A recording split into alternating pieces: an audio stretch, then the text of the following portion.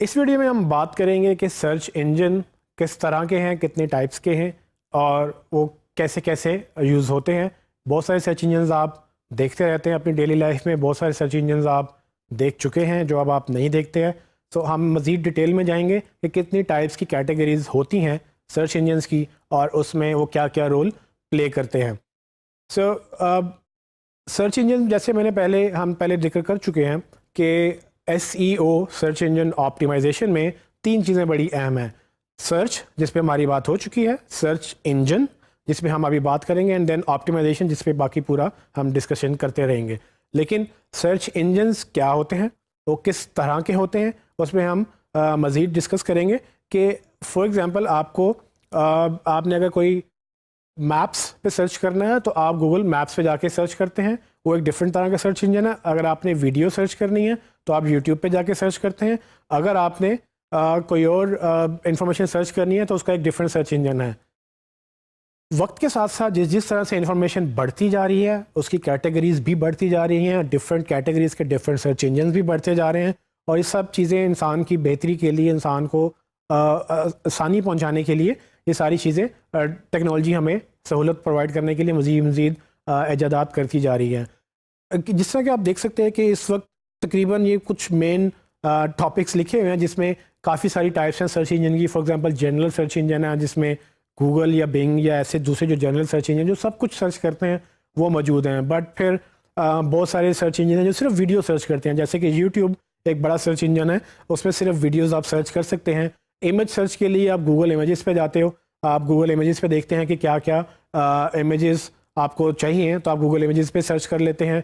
Book search के लिए Google ने एक डिफरेंट बुक सर्च बनाई है, लेकिन उसके अलावा भी बहुत सारे सर्च इंजन हैं जो सिर्फ बुक्स या बुक के टाइटल्स या उसके मैन्यूस्क्रिप्ट्स उसमें इंफॉर्मेशन या रिसर्च के लिए जो लोग सर्च करते हैं वो बुक सर्च इंजन यूज़ करते हैं।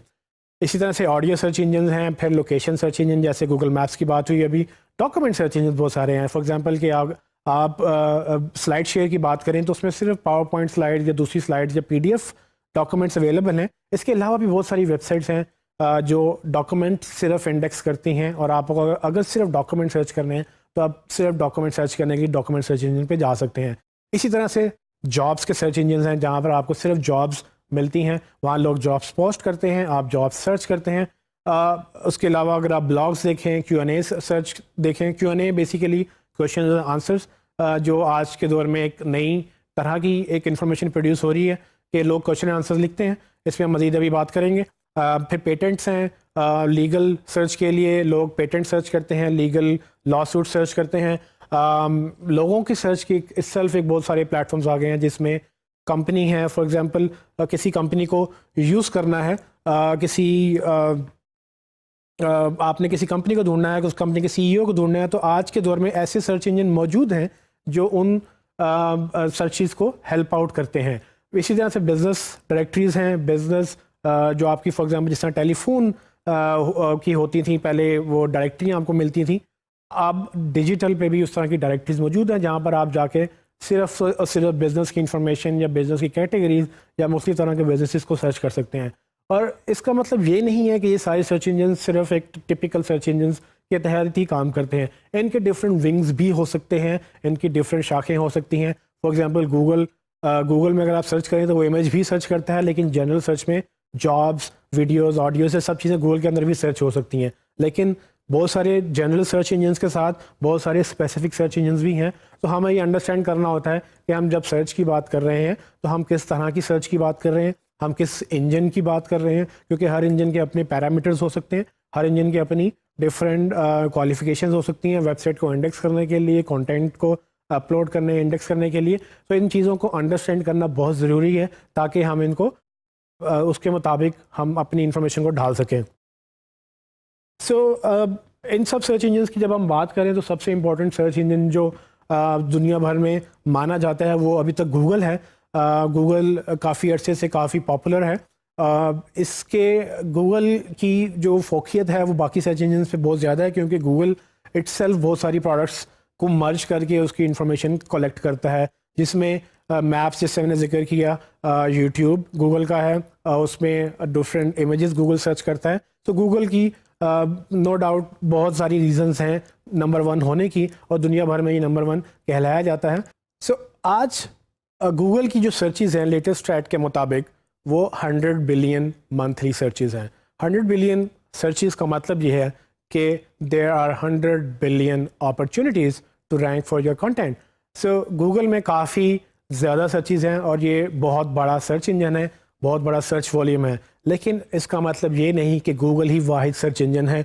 गूगल के अलावा बहुत ज़्यादा सर्च इंजन्स और भी मौजूद हैं। फॉर एग्ज़ाम्पल बिंग जो माइक्रोसॉफ्ट का सर्च इंजन है, जो अमेज़न से चेंज होकर अमेज़न की टेक्नोलॉजी को अपडेट करके माइक्रोसॉफ्ट ने उसका नाम बिंग रखा, और bing.com बेसिकली गूगल माइक्रोसॉफ्ट का सर्च इंजन है जो गूगल के कंपैरेटिवली यूएस के अंदर तकरीबन बिंग का तकरीबन 30% के अराउंड शेयर है यूजेज का, जिसमें बहुत सारे लोगों का मानना ये है कि ये शेयर बेसिकली इसलिए है क्योंकि माइक्रोसॉफ्ट विंडोज़ के साथ बिंग बाय डिफ़ॉल्ट एक सर्च इंजन जाता है। आपके इंटरनेट एक्सप्लोरर में बिंग बाय डिफ़ॉल्ट सर्च जाता है, और माइक्रोसॉफ्ट की अपनी बहुत सारी प्रोडक्ट्स हैं उसके अंदर Bing by default as a search जाता है। लेकिन इसके बावजूद कि बिंग एक दूसरा बड़ा सर्च इंजन है यूएस के अंदर, सिर्फ बाकी जगहों के स्टैट्स हमारे पास मौजूद नहीं है, लेकिन गूगल के पास फिर भी 70% के अगेंस्ट लाइक 70% के अराउंड उनके पास गूगल के पास मार्केट शेयर है। लेकिन अगर आप सर्च वॉल्यूम की बात करें तो बिंग से बड़ा सर्च इंजन यूट्यूब है। तो यूट्यूब को हम नॉर्मली सर्च इंजन नहीं समझते। यूट्यूब को लोग समझते हैं कि ये एक वीडियो की वेबसाइट है, लेकिन YouTube itself search engine category में दूसरे नंबर पे फॉल करता है based on it's number of searches. तो यूट्यूब के ऊपर जितनी सर्चेज होती हैं, गूगल के बाद YouTube is basically the second biggest search engine in terms of searches per day. So YouTube के ऊपर तकरीबन 75,000 वीडियोस एक सेकंड में देखी जाती हैं। Students, 75,000 videos are watched on YouTube पर सेकंड। ये आज के स्टैट्स हैं, मे बी ये इन फ्यूचर चेंज हो जाए, लेकिन इस वक्त यूट्यूब सेकंड बड़ा सर्च इंजन है।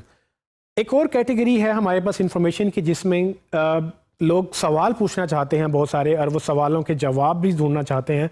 तो आपके पास अक्सर ऐसे सवाल होते हैं जिनके जवाब आपको नहीं पता, लेकिन आपको ये भी नहीं पता कि वो जाके कहाँ से बात करें, किससे पूछें। तो आप क्या करते हैं, एक और वेबसाइट है कोरा के नाम से। कोरा क्या करती है, कोरा में आप जाते हैं, इसमें सिर्फ सवाल और जवाब है। सब जिसको कुछ पता नहीं है वो जाके एक सवाल लिखता है, और बाकी कम्युनिटी जिनको वो पता है वो उसको जवाब देती है। इस सवाल जवाब की वेबसाइट के तहत वो एक बहुत बड़ा मीडियम बन चुका है, और ज़रूरी नहीं कि आपने जो सवाल सोचा है वो पहले आपको ही समझ आया। उस आपसे पहले हो सकता है कि 10, 15, 20 या कितने हज़ार लोगों ने वो सवाल पूछा होगा, सोचा होगा। उन्होंने जब कोरा पे लिख लिया तो आप गूगल में इसको सर्च भी कर सकते हैं, लेकिन कोरा के अंदर भी जाके अगर आप अपने सवाल लिख दें तो आपको रिजल्ट्स में पता चल जाता है कि आप जैसे सवालात, आपके सवाल जैसे सवालात या उससे मिलते जुलते सवाल कितने लोगों ने पहले पूछे और उनके जवाब में लोगों ने क्या इन्फॉर्मेशन दी। सो इसी के तहत अगर हम बात करें तो रीजनल सर्च इंजन बहुत इंपॉर्टेंट हैं। फॉर एग्जांपल चाइना में गूगल चूँकि दुनिया में नंबर 1 है, लेकिन चाइना में नहीं है। चाइना में लोग पसंद करते हैं बेदू। बेदू चाइनीज़ सर्च इंजन है जो कि सिर्फ चाइना में चलता है। मोस्ट ऑफ द टाइम्स चलता हर जगह पे है, लेकिन चाइना में बहुत ज़्यादा पॉपुलर है। सो बेदू एक लोकल सर्च इंजन है। इसके साथ अगर हम नेक्स्ट एक और सर्च इंजन है जिसका नाम इंटरनेट आर्काइव है। ये क्या करते हैं, ये वेबसाइट है जिसमें दुनिया भर की इंफॉर्मेशन की वो कोशिश कर रहे हैं कि आर्काइव बनाएं। आर्काइव का मतलब एक लाइब्रेरी की तरह एक कैटलॉग मेंटेन कर रहे हैं।